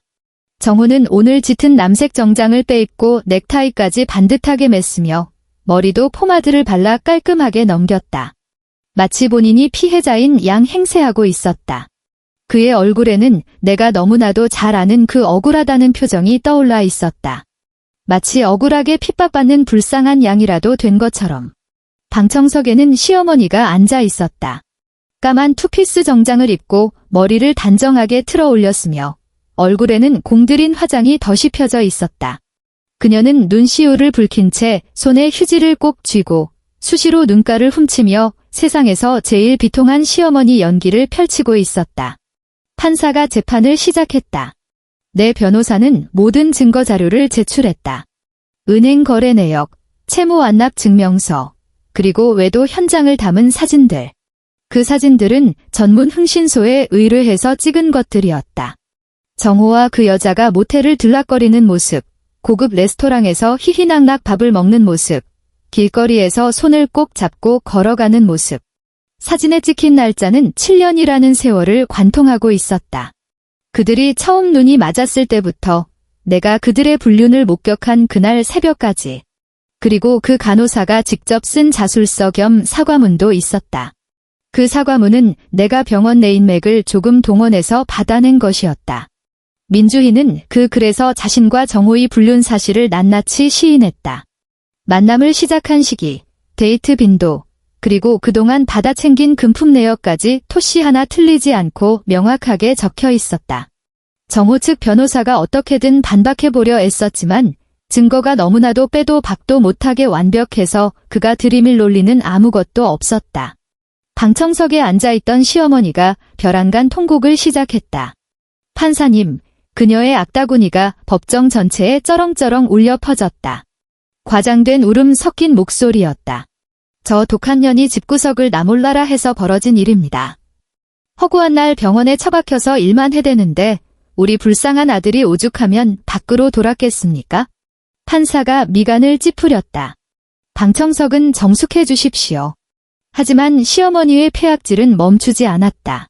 그녀는 계속해서 울부짖으며 내 허물을 지어냈다. 내가 얼마나 독살스럽고 집안일을 내팽개쳤으며 최 씨 집안의 대를 끊어놓으려 했는지. 그녀의 고래고래 지르는 목소리는 법정 안의 모든 사람의 고막을 찌를 듯이 커졌다.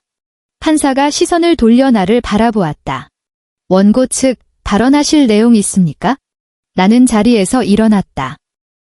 판사님, 방금 피고의 모친께서 말씀하신 가정을 돌보지 않았다는 주장에 대해 말씀드리겠습니다. 내 목소리는 흔들림 없이 또렷했다. 현재 거주 중인 아파트는 제가 결혼 전 대출 없이 전액 현금으로 매입한 것입니다. 명의가 피고로 되어 있는 이유는 피고의 모친께서 여자가 집명의를 가지면 남편 앞길을 막는다고 하셨기 때문입니다. 결혼 후 7년 동안 저는 매달 피고의 본가의 생활비와 채무상환 명목으로 500만 원을 지급해왔습니다. 제출된 은행 거래 내역이 이를 증명합니다. 묻고 싶습니다. 이것이 가정을 돌보지 않은 것입니까? 법정 안이 물을 끼얹은 듯 조용해졌다. 판사는 내가 제출한 증거 자료들을 넘겨보며 미간을 더욱 깊게 찌푸렸다. 그리고 나는 말을 이었다.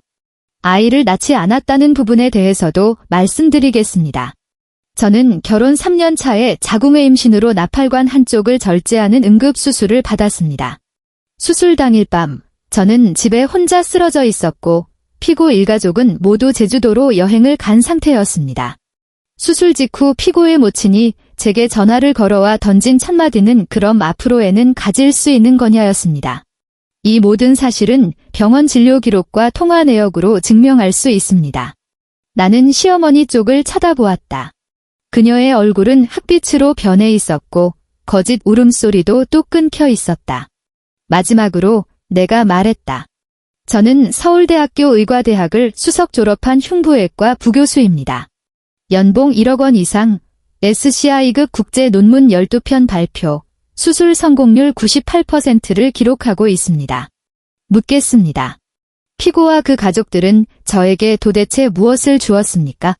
법정 안에는 숨소리조차 들리지 않는 정막이 흘렀다. 판사는 모든 증거자료 검토를 마치고 최종 판결을 선고했다. 주문. 서울시 강남구 소재 아파트의 소유권은 원고에게 귀속된다. 피고는 혼인 기간 중 무단으로 빼돌린 재산 1억 5천만 원을 원고에게 반환하라. 본 판결은 선고 즉시 효력이 발생한다. 최정호의 얼굴은 시체처럼 하얗게 질렸다. 시어머니는 미친 사람처럼 방청석에서 뛰쳐나와 나를 향해 달려들었다. 그녀의 날카로운 손톱이 내 얼굴을 향해 매섭게 날아왔다. 이 독사 같은 년, 그녀가 발악하며 소리쳤다. 우리 최 씨 집안 아니었으면 내가 뭐라도 되는 줄 알아? 뼈 빠지게 일만 하는 가난한 의사년이 우리 덕에 그나마 사람 대접받고 산 주제에 나는 몸을 살짝 틀어 그녀의 소나귀를 가볍게 피했다. 법원 보안 요원들이 달려와 시어머니의 양팔을 꽉 붙잡았다. 한수아, 보안 요원들에게 질질 끌려가면서도 시어머니는 악을 쓰며 저주를 퍼부었다. 두고 봐라. 우리 정호 없이 내가 시집이나 갈 수 있을 줄 알아? 평생 외롭게 늙어 죽을 거야. 피눈물 흘리며 후회할 거야. 나는 끌려나가는 그녀의 뒷모습을 아무런 표정 없이 바라보았다. 법정 문이 굳게 닫혔고 복도에서 울려 퍼지던 시어머니의 악다구니도 점차 멀어져 갔다. 내 변호사가 다가와 내 어깨를 가볍게 토닥였다. 한 교수님, 우리가 이겼습니다. 네, 내가 대답했다. 나는 법원을 빠져나와 입구의 돌계단 위에 섰다. 눈부신 햇빛이 쏟아져 내려 절로 눈이 감겼다. 고개를 들어 머리 위에 푸른 하늘을 올려다보았다. 서울 하늘이 이렇게 파란색이었던가? 미세먼지도 먹구름도 없는 한없이 투명하고 맑은 푸른 빛이었다. 나는 웃었다. 이혼 후 3일째 되던 날. 그날 오후 2시. 나는 막 수술을 하나 끝내고 의국에 앉아 수술 기록지를 작성하고 있었다. 창밖의 햇살이 블라인드 틈새로 스며들어 하얀 가운 위로 줄무늬 그림자를 들이우고 있었다. 내 스마트폰이 울렸다. 발신자 표시, 시어머니. 아니, 이제는 전 시어머니라고 해야 맞겠다. 나는 통화 버튼을 눌렀다. 수아야, 수화기 너머로 지긋지긋하게 익숙한 목소리가 들려왔다. 지난 7년 동안 귓가에 딱지가 않도록 들었던 아랫사람 부리듯 당당한 그 억양이었다. 이번 달 300만 원 왜 아직도 안 들어왔니? 까먹은 거냐? 나는 1초 정도 멍해졌다. 그리고 헛웃음이 터졌다. 소리 내어 웃었다. 어깨가 들썩일 정도로 폭소가 터져나왔다. 의국 안에 있던 레지던트들이 영문을 모르겠다는 표정으로 일제히 나를 돌아보았다. 죄송한데 나는 얼음장처럼 차갑고 건조한 목소리로 대답했다. 누구시죠? 저 모르는 사람 전화는 안 받거든요. 그러고는 미련 없이 전화를 끊고 그 번호를 수신 차단 목록에 쳐넣었다. 스마트폰 화면이 까맣게 꺼졌고 액정에 비친 내 얼굴이 보였다. 아직 다크서클이 채 가시지 않은 피곤한 얼굴이었지만 입가에는 시원한 미소가 번져 있었다. 300만 원. 내가 매달 그 거지 같은 집구석에 갖다 바쳤던 300만 원. 오늘부터 단 1원도 뜯어갈 생각 마라. 수신 차단을 당한 전 시어머니는 그야말로 미쳐 발광했다. 다른 번호로 전화를 걸어오면 스팸 차단을 먹였다. 또 다른 번호로 걸어오면 또 차단했다. 그녀는 총 7개의 번호를 돌려가며 전화를 걸어왔고 나는 정확히 7번 차단 버튼을 눌렀다. 그러자 그녀는 아예 병원 입구에 죽치고 서서 나를 기다리기 시작했다. 첫 번째는 어느 화요일 오후였다. 회진을 마치고 병동 건물을 나서는데 입구 화단 옆에 서 있는 그녀가 보였다. 구질구질한 낡은 겉옷을 걸치고 머리는 산발을 한 채였다. 지난 7년 동안 내가 알던 사모님 행세하며 고상 떨던 그 시어머니와는 완전히 딴판이었다. 수아야. 그녀가 미친 듯이 달려와 내 팔뚝을 꽉 움켜쥐었다. 수아야, 나다. 내 시어미야. 내가 어떻게 나한테 이럴 수 있니? 나는 내 팔을 쥐고 있는 그녀의 손을 무심하게 내려다보았다. 길게 자란 손톱이 내 하얀 가운 소매를 파고들고 있었다. 이거 놓으세요, 내가 말했다. 놓으라고. 절대 못 놔. 그녀의 목소리가 쇳소리처럼 날카로워졌다. 너는 내 며느리야. 내가 어떻게 나를 모른 척해? 내 양심이 걔한테 뜯어먹혔냐? 주위로 사람들이 몰려들기 시작했다. 간호사, 환자, 보호자들. 그들은 멀찍이 서서 수군거리며 우리를 구경했다. 수많은 시선이 바늘처럼 내 몸에 꽂히는 것이 느껴졌다. 병원 보안 요원이 다가왔다. 무슨 일이십니까? 아무 일 아닙니다. 내가 대답했다. 이 아주머니가 사람을 잘못 보셨네요. 보안 요원은 전 시어머니와 나를 번갈아 보더니 내 목에 걸린 교수 사원증을 알아본 듯 했다. 그는 한 걸음 앞으로 나서며 단호하게 말했다. 아주머니, 여기서 이러시면 안 됩니다. 병원에서 소란 피우지 마시고 당장 나가십시오.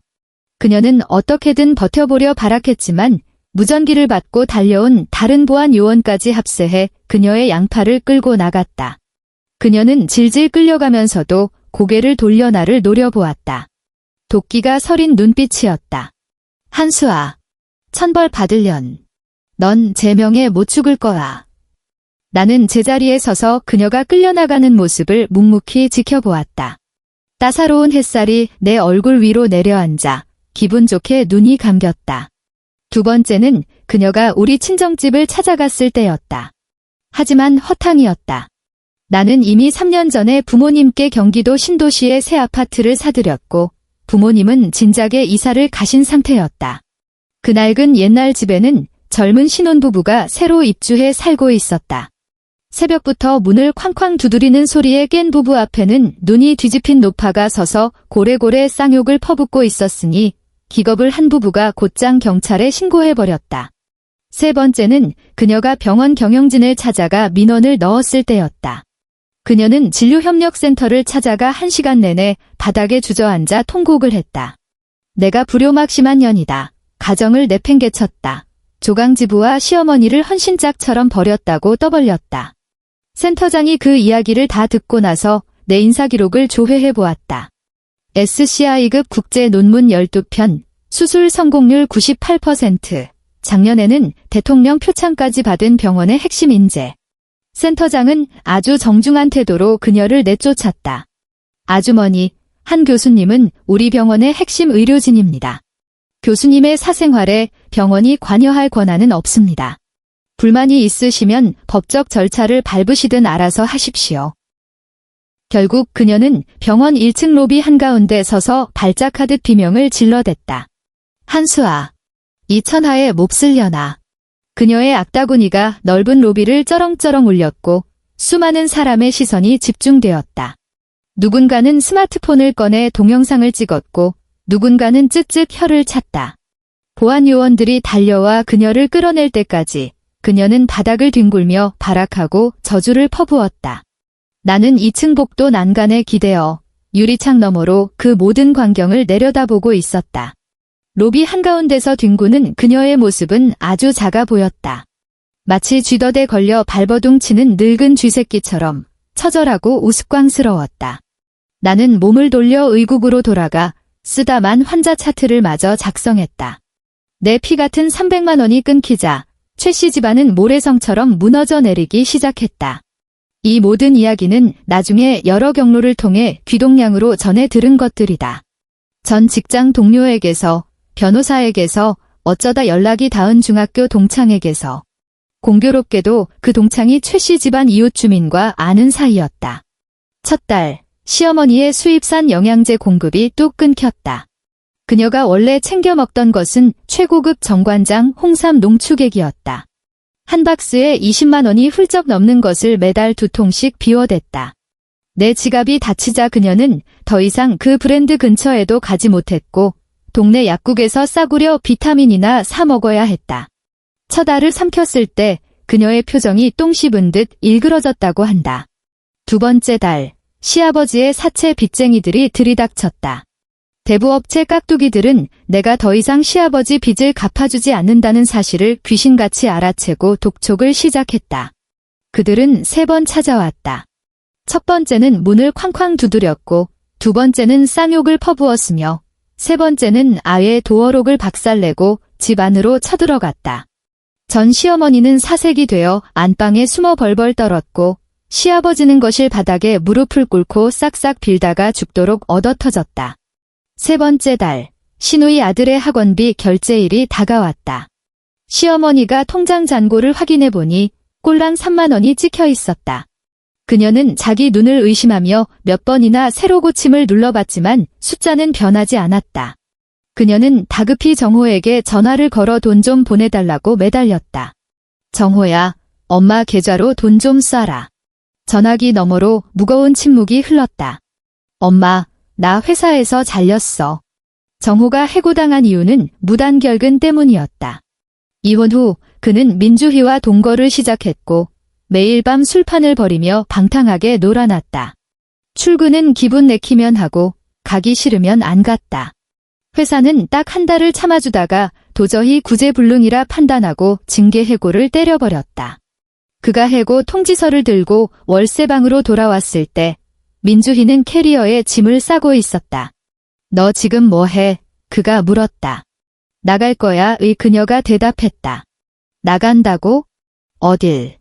민주희는 캐리어를 끌고 현관으로 걸어가더니 고개를 돌려 그를 싸늘하게 쳐다보았다. 오빠, 내가 오빠랑 왜 만난 줄 알아? 사랑해서 만난 것 같아. 그녀가 비웃었다. 얼음장같이 차가운 미소였다. 오빠가 돈이 많으니까 나한테 카드를 팍팍 긁어주니까 만난 거지? 명품 백 사주고 해외여행 데려가 주니까? 근데 지금은 직장도 잘리고 빚만 1억 5천만 원 있는 빈털터리 주제에 내가 미쳤다고 오빠 옆에 붙어 있어? 정호의 얼굴에서 핏기가 싹 가셨다. 주희야, 내 이름 부르지 마. 그녀는 현관문을 열고 캐리어를 끌며 나갔다. 문을 닫기 직전 그녀는 고개를 돌려 확인 사살을 했다. 왜 참, 그쪽 전처가 널 어떤 벌레 보듯 취급했는지 이제야 뼈저리게 알겠다.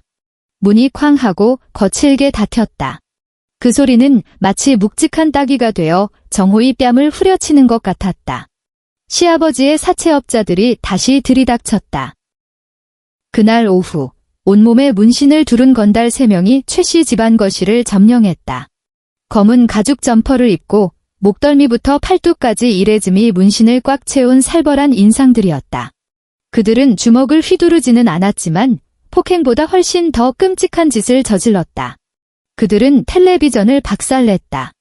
55인치 평면 텔레비전. 그 집구석에서 가장 돈 나가는 물건이었다. 건달 하나가 알루미늄 야구 빠따를 휘둘러 액정을 내리쳤다. 콰직하는 소리와 함께 화면이 거미줄처럼 쩍쩍 갈라졌고 불꽃이 튀더니 이내 새까맣게 꺼져버렸다.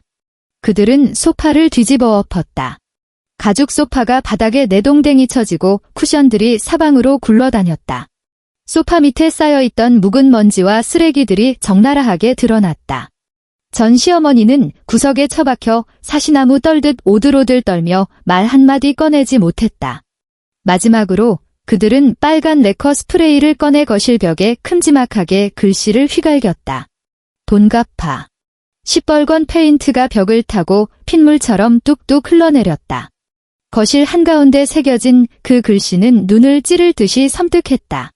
건달 3명은 난장판을 만들어 놓고 손을 툭툭 털며 돌아섰다. 현관을 나서기 전 우두머리 격인 놈이 바닥에 엎드려 있는 시아버지를 향해 경고했다. 딱 3일 준다. 3일 안에 돈 안 갚으면 다음엔 기물 파손 정도로 안 끝난다. 문이 닫히고 거실에는 쑥대밭이 된 참상만이 남았다. 전 시어머니는 바닥에 널브러져 있다가 한참 만에야 정신을 차렸다. 그녀는 덜덜 떨리는 손으로 바닥을 더듬어 스마트폰을 찾았고 신우이의 번호를 눌렀다. 미라나, 엄마 집에 큰일 났다. 빨리 좀 와라. 전화기 너머 신우이의 목소리도 사색이 되어 있었다. 엄마, 우리 집도 지금 돈 한 푼 없어. 민수 씨, 그 인간이 불법 스포츠 토토하다가 5천만 원 빚을 져서 우리 식구 길바닥에 나앉게 생겼다고. 그녀는 스마트폰을 쥔 채 넋이 나가버렸다. 신우이의 남편 민수. 허구한 날 빈둥거리며 백수건달처럼 지내던 사위. 그녀는 그저 사위가 조금 게으른 줄로만 알았지 도박에 미쳐있을 줄은 상상도 못했다. 애지중지 키운 딸 자식은 도박꾼에게 시집갔고 금쪽같이 키운 아들내미는 전처에게 버림받고 빈털터리가 되었다. 내 인생은 대체 뭘 위해 아등바등 살아온 걸까? 그녀는 바닥에 누워 천장을 멍하니 바라보며 소리 없는 눈물을 흘렸다. 벽에서 흘러내린 빨간 페인트가 바닥에 뚝뚝 떨어지며 핏빛 웅덩이를 만들고 있었다. 최정호는 벼랑 끝에 몰리자 최후의 발악 같은 결심을 했다. 나를 찾아 병원 앞으로 온 것이다. 그날 그는 장장 하루 종일 아침 9시부터 저녁 6시까지 병원 입구에서 뻗치기를 했다. 내가 응급실에서 걸어 나왔을 때는 이미 날이 어둑어둑해져 있었고 서쪽 하늘에 걸린 주황빛 노을이 병원 건물의 통유리 외벽을 황금빛으로 물들이고 있었다. 나는 그를 보지 못했다. 아니, 정확히 말하면 보긴 했지만 눈길조차 주지 않았다. 그는 입구 하단 옆에 서 있었다. 구겨질 대로 구겨진 셔츠에 떡진 머리, 며칠은 안 깎은 듯한 수염까지. 그야말로 노숙자가 따로 없는 몰골이었다. 내 시선은 그를 투명 인간 취급하며 미끄러지듯 스쳐 지나갔고 나는 앞만 보고 걸었다. 그때 그가 내 앞으로 돌진해왔다. 수아야. 그는 내 하얀 의사가운 자락을 꽉 움켜쥐며 바닥에 무릎을 꿇었다. 나는 고개를 숙여 그를 내려다보았다. 한때 내 남편이었던 사내. 콧물과 눈물로 범벅이 된 채 흉하게 일그러진 얼굴을. 수아야, 내가 다 잘못했어. 그의 목소리는 쉬어터져 짐승에 앓는 소리 같았다. 내가 진짜 죽을 죄를 지었어. 나한테 딱 한 번만 기회를 주면 안 될까? 우리 다시 합치자. 내가 진짜 평생 엎드려 살게. 맹세할게. 나는 그 자리에 서서 미동조차 하지 않았다. 노을의 잔광이 그의 얼굴을 비추며 따뜻한 색감을 더씹혔지만 퉁퉁 부어오른 붉은 눈, 말라비틀어진 입술, 지저분한 수염 자국은 가려지지 않았다. 그는 너무나도 불쌍하고 처참하고 그리고 역겨웠다. 나는 내 가운 자락을 쥐고 있는 그의 손을 내려다보았다. 저 손이 한때는 내 손을 잡았고 내 머리카락을 쓸어 넘겼으며 결혼식 날 내 손가락에 반지를 끼워주었다. 그리고 저 손이 스마트폰 뱅킹 비밀번호를 눌러 내가 뼈 빠지게 번 돈을 상간녀의 통장으로 쏴주었지. 나는 아주 조심스럽게 내 가운 자락을 그의 소나귀에서 빼냈다. 최정호 씨, 내가 말했다. 차분한 목소리였다. 손 떼시죠. 안 그러면 보안 요원 부르겠습니다. 그는 얼빠진 표정을 지었다. 수아야, 저는 한 교수, 아니면 한수아입니다. 내가 쏘아붙였다. 수아가 아니라요. 나는 몸을 돌려 걸어갔다. 그는 바닥에 무릎 꿇은 채 허우적거리며 나를 잡으려 했지만 그의 손은 텅 빈 허공만 갈랐다. 공중에 멈춘 그의 손이 가을 낙엽처럼 미친 듯이 떨렸다. 나는 단 한 번도 뒤돌아보지 않았다. 지하철역으로 들어가 계단을 내려가고 개찰구를 지나 승강장에 섰다. 열차가 들어오면서 터널 안에서 미지근한 바람이 밀려와 내 머리칼을 흐트렸다. 스크린도어가 열리고 나는 열차에 올라타 빈자리에 앉았다. 객차 안은 한산했다. 스마트폰을 보는 사람, 꾸벅꾸벅 조는 사람, 창틀에 기대어 멍 때리는 사람. 나는 무서운 속도로 뒤로 밀려나는 터널의 시멘트 벽을 보다가 유리창에 비친 내 얼굴을 빤히 쳐다보았다. 아무런 감정도 읽을 수 없는 그저 약간의 피로만이 묻어나는 얼굴이었다. 나는 눈을 감았다. 열차가 선로 위를 미끄러지듯 달렸다. 덜컹거리는 마찰음이 일정한 박자로 들려왔다. 이번 역은 강남, 다음 역은 역삼, 그 다음 역은 설릉. 나는 집으로 가는 길이었다. 온전한 나만의 집으로. 6개월 후, 최 씨 집안의 낡은 아파트는 법원 경매로 넘어갔다. 마포구에서 30년을 버텨온 그 집은 시아버지의 사채 빚과 정호가 토해내야 할 1억 5천만 원의 채무 때문에 강제 집행을 당했다. 아파트 단지 게시판에는 법원에서 붙인 새빨간 경매 안내문이 나붙었다.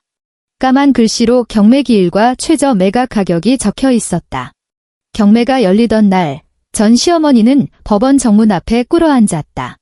낡아빠진 손바지를 입고 하얗게 센 머리의 얼굴은 온통 주름투성이었다.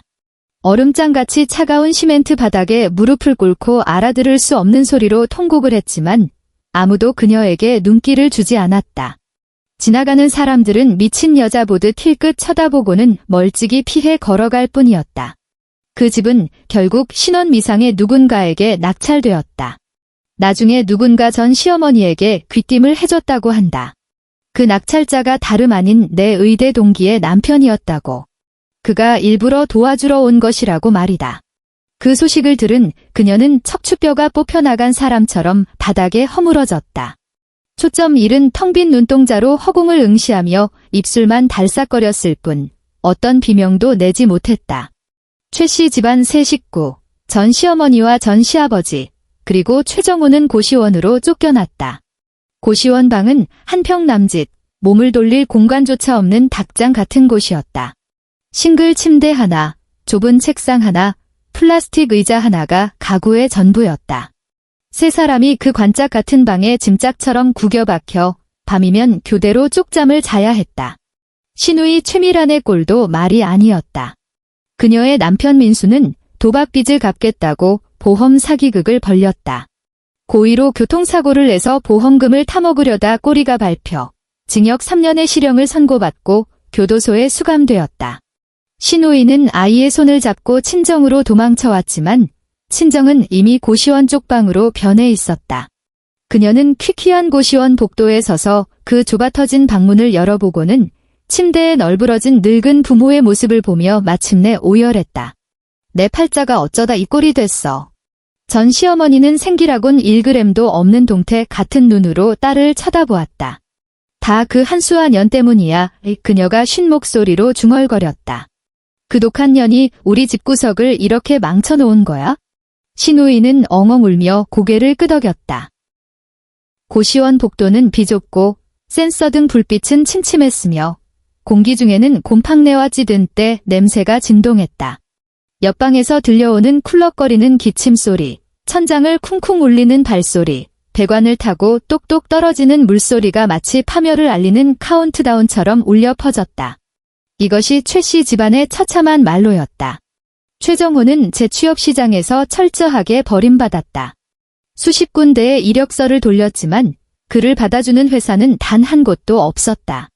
이유는 뻔했다. 그의 배경조사 기록에는 배우자 몰래 재산을 빼돌려 법원으로부터 반환 판결을 받은 자라는 주홍 글씨가 새겨져 있었다. 한국의 기업 문화에서 이런 도덕적 결함은 사형 선고나 다름없었다. 어느 미친 회사가 그런 쓰레기를 채용하겠는가. 그는 알코올에 의존하기 시작했다. 매일 밤 편의점에서 참이슬을 몇 병씩 사다가 고시원 앞 길바닥에 쭈그려 앉아 깡소주를 들이부었다. 인사불성이 되도록 퍼마시고 비틀거리며 쪽방으로 기어들어가 침대에 처박혀 잠들었다. 다음 날 아침에 눈을 뜨면 다시 구인 사이트를 뒤적이고 서류 광탈을 당하고 또 소주를 깠다. 하루는 그가 술에 떡이 되어 길바닥에 뻗어버렸다. 영하 10도까지 떨어진 혹한의 겨울밤이었다. 얇은 바람막이 하나 걸친 채 차가운 아스팔트 위에 나뒹굴며 헛소리를 중얼거리는 그를 보고 지나가던 노숙자가 그의 지갑과 스마트폰을 싹 털어갔다. 아침 햇살에 눈을 떴을 때 그는 자신의 주머니가 텅 비어 있다는 사실을 깨달았다. 그는 길거리 공중전화를 붙잡고 콜렉트콜로 내게 문자 메시지를 보냈다. 수아야, 나 진짜 죽을 것 같아. 한 번만 살려줘. 내가 그 문자 메시지를 확인했을 때 나는 의국에서 의료저널에 보낼 논문을 수정하고 있었다. 모르는 번호로 온 단 한 줄의 텍스트. 나는 그 문장을 정확히 3초 동안 눈에 담고는 스마트폰을 뒤집어 책상에 내려놓고 다시 키보드를 두드렸다. 나는 답장하지 않았다. 3일 뒤 그가 정신건강의학과 폐쇄병동에 강제 입원되었다는 소식을 들었다. 진단명은 중증 우울증 및 알코올 의존증. 그것이 내가 들은 최정호에 관한 마지막 소식이었다. 1년 후 나는 서울아산병원 흉부외과 과장으로 스카우트 되었다. 연봉은 2배로 뛰었다. 이사를 하던 날은 눈부시게 화창한 주말이었다.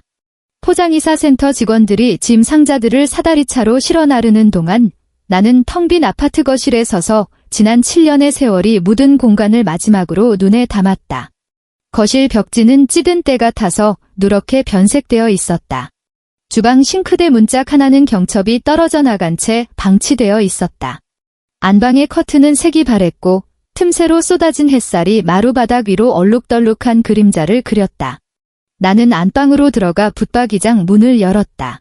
옷장은 텅 비었고 앙상한 옷걸이들만 덩그러니 매달려 있었다. 나는 몸을 숙여 맨 아래쪽 서랍을 열었다. 예전에는 잡동사니를 모아두던 곳이었는데 지금은 먼지와 종이 부스러기만 나뒹굴고 있었다. 그때 사진 한 장이 눈에 띄었다. 언제 서랍 틈새로 미끄러져 들어가는지 모를 웨딩 촬영 사진이었다. 사진 속에 나는 순백의 웨딩드레스를 입고 세상을 다 가진 듯 바보같이 환하게 웃고 있었다. 내 옆에 선 최정호는 검은 턱시도를 입고 다소 경직된 미소를 짓고 있었다. 배경은 눈부신 햇살이 쏟아지는 푸른 하늘과 흐드러지게 핀 꽃밭이었다. 나는 그 사진을 한참 동안 들여다보았다. 사진 속의 젊고 어리석은 나를 보았다. 눈가에 잡힌 행복한 주름, 활짝 올라간 입꼬리, 희망으로 반짝이는 눈동자. 저 때에 나는 사랑이라는 것을 맹신했고 결혼을 진심으로 믿었으며 내가 헌신하면 언젠가 보상받으리라는 순진한 착각 속에 살고 있었다. 사진 속의 그 여자는 이미 죽고 없다. 나는 사진을 집어들고 서재에 있던 문서 파쇄기 앞으로 갔다. 전원을 켜고 사진을 밀어 넣었다. 파쇄기가 윙윙거리는 톱니바퀴 소리를 내며 사진을 사정없이 갈기갈기 찢어 발겼다. 배출구로 쏟아져 나온 하얀 종이 조각들이 소복하게 쌓였다. 현관 쪽에서 이사센터 직원이 소리쳤다. 사모님, 이제 출발하셔도 됩니다. 네, 나갑니다. 나는 아파트를 나서며 도어록을 닫았다. 비밀번호는 부동산 중개인에게 넘겼다. 조만간 이 공간에는 새로운 입주자가 들어올 것이고 새로운 삶이 시작될 것이며 새로운 이야기가 채워질 것이다. 그리고 내 인생의 챕터 역시 완전히 새로운 페이지로 넘어갔다. 새 집은 한남동에 있는 최고급 주상복합 아파트였다. 32층 펜트하우스. 넓은 거실의 통유리창 너머로는 서울의 야경이 파노라마처럼 펼쳐졌다. 발 아래로는 한강이 유유히 흐르고 있었고 어둠이 짙게 깔리면 강물 위로 강변북로와 올림픽대로의 불빛들이 일렁이며 마치 금가루를 뿌려놓은 듯 황홀하게 반짝였다. 나는 통유리창 앞에 서서 묵직한 레드 와인이 담긴 글라스를 쥐고 있었다. 지인이 개업 축하 선물로 보내준 프랑스산 최고급 와인이었다. 나는 와인 맛을 잘 몰랐지만 입안을 감도는 떫고 쌉싸름한 풍미가 좋았다. 혀끝을 톡 쏘는 첫맛 뒤에 길고 은은하게 남는 단맛. 창밖의 서울은 깊은 잠에 빠져들고 있었다. 마천루의 불빛들이 하나둘 꺼져가고 꽉 막혔던 도로의 붉은 꼬리표들도 듬성듬성해졌다. 저 멀리 남산 서울타워만이 밤하늘의 등대처럼 푸르게 빛나고 있었다. 그 무수한 불빛과 거대한 빌딩 숲, 이 거대 도시의 윤곽을 내려다보고 있자니 내 마음속에 형언할 수 없는 평온함이 차올랐다. 스마트폰이 진동했다. 화면을 내려다보니 저장되지 않은 번호였다. 1초 정도 고민하다가 통화 버튼을 눌렀다. 여보세요? 지지직거리는 잡음 너머로 늙고 쇠약해진 익숙한 목소리가 들려왔다. 수아야, 애미다. 제발 부탁 좀 하자. 시어머니의 목소리였다. 아니, 전 시어머니의 목소리. 그녀의 목소리는 갈라지고 사시나무 떨듯 떨리고 있었다. 벼랑 끝에 몰린 노인이 썩은 동아줄이라도 붙잡으려는 듯 구걸하는 목소리. 수화기 너머로 그녀의 헐떡거리는 숨소리와 훌쩍이는 울음소리가 고스란히 전해졌다. 배경음으로는 정체 모를 소음이 들려왔다. 고시원 복도를 걷는 발소리일 수도 있고 옆방에서 틀어놓은 텔레비전 소리일 수도 있었다. 나는 딱 3초 동안 그 숨소리를 들었다. 그리고 또박또박 말했다. 여보세요. 전화 잘못 거셨습니다. 저 모르는 사람 전화 안 받습니다. 전화를 뚝 끊어버리고 그 번호 역시 수신 차단 목록에 쳐넣었다. 까맣게 꺼진 스마트폰 액정에 내 얼굴이 비쳤다. 7년 전과 비교하면 확실히 나이가 든 얼굴이었다. 눈가에는 잔주름이 생겼고 팔자주름도 조금 깊어졌다. 하지만 내 두 눈동자에서 뿜어져 나오는 빛만큼은 7년 전 그 어느 때보다도 선명하고 눈부시게 반짝이고 있었다. 나는 다시 몸을 돌려 통유리창을 마주 보았다. 창밖으로 펼쳐진 서울의 야경은 숨이 멎을 듯 아름다웠다. 한강 수면 위로 수만 개의 불빛이 아른거렸고 남산 서울타워는 밤하늘을 수놓고 있었으며 저 멀리 지평선에는 아주 옅은 보랏빛 꼬리표가 남아있었다. 이 거대한 도시는 고요한 잠에 빠져들고 있었고 나는 온전한 내 명의의 펜트하우스에 우뚝 서서 그 모든 것을 발 아래로 내려다보고 있었다. 나는 부드럽게 미소 지었다. 글라스에 남은 마지막 와인 한 모금을 깔끔하게 털어넣고 안방 침실을 향해 여유롭게 발걸음을 옮겼다. 내일도 출근해야 하니까.